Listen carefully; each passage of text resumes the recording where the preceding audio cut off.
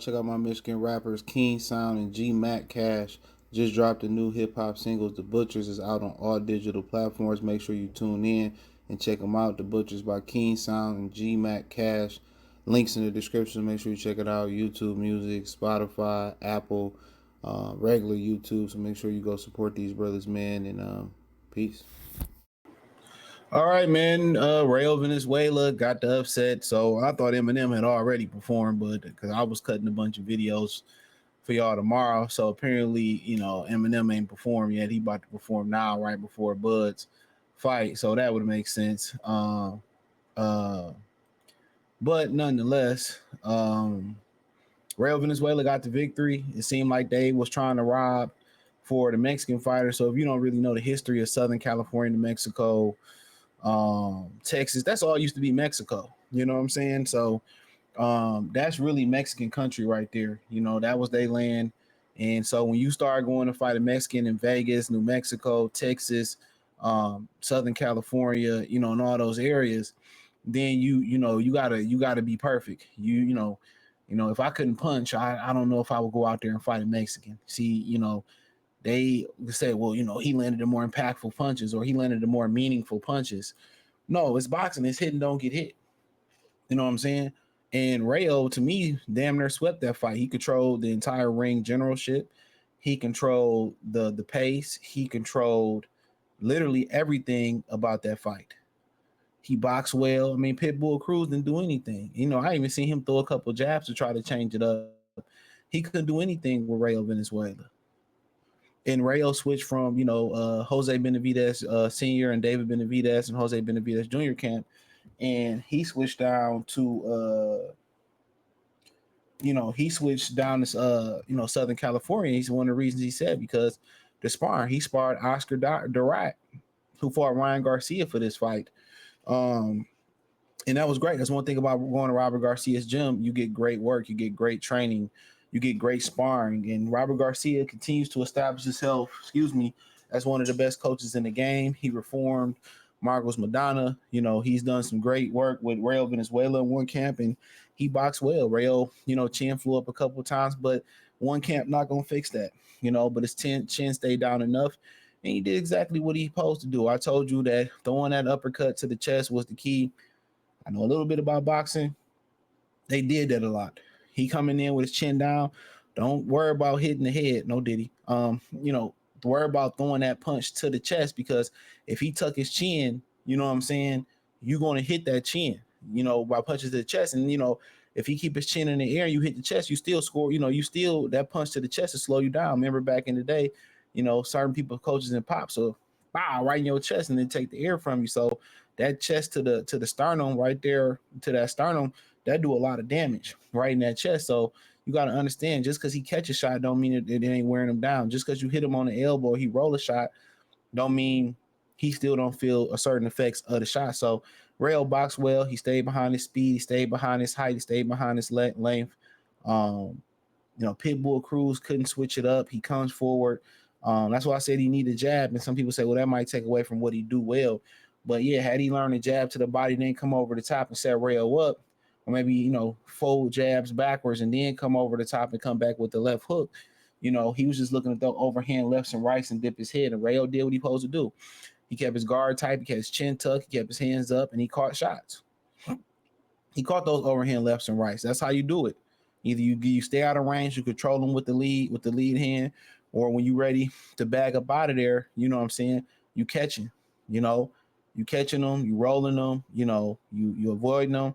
And the next step for him, if he really wanted to stop Pitbull, try to stop him, if that's possible, because he got a great chin, was to catch and shoot. Now, if he started catching, he started shooting them shots, he probably would have got Pitbull out of there and some body work. But Pitbull is so short that you don't even want to chance it touching the body, because you start reaching down, and then next thing you know, you reaching down for a smaller guy, then he coming over the top, and then you getting clipped. So really, he really ain't got to worry about body work for real, because nobody really want to go, punch down and leave themselves up top susceptible.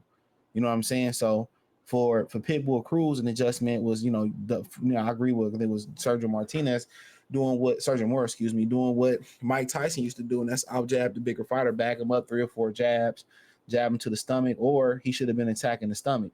When he pushing Rayo back, should have pushed Rayo back and then took his attack to the body, slowed Rayo legs down. Then when Rayo's a sit and duck, then you go upstairs.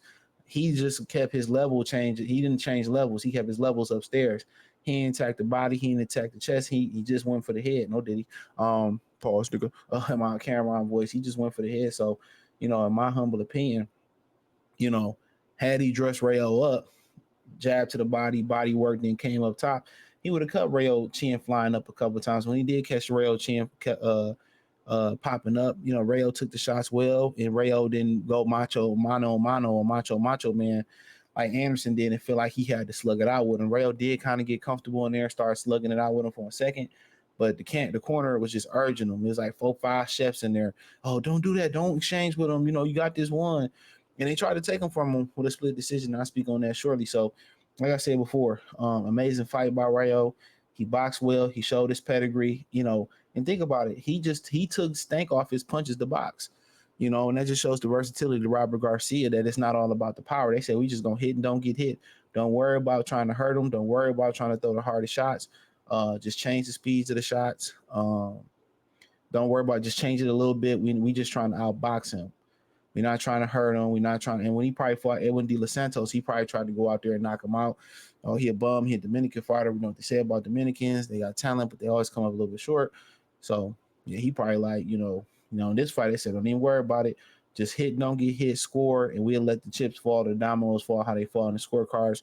And they tried to take it from him on the scorecards. We know that. We know what they was trying to do. They was trying to take it from old buddy, and unfortunately for him, he got the decision, but anytime you go to Southern California, you go to that's Mexico. That's old Mexico. So it's an opportunity that you can get knocked out. So for him to stick to the game plan, just hit and don't get hit and not really get caught up in trying to throw with power, because Rayo can throw power shots. Rayo can punch.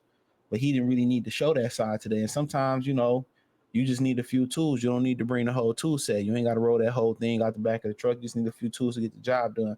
Sometimes you got to leave your hammer at home. Sometimes you got to leave your monkey wrench at home. Sometimes you just need a ratchet, you know what I'm saying?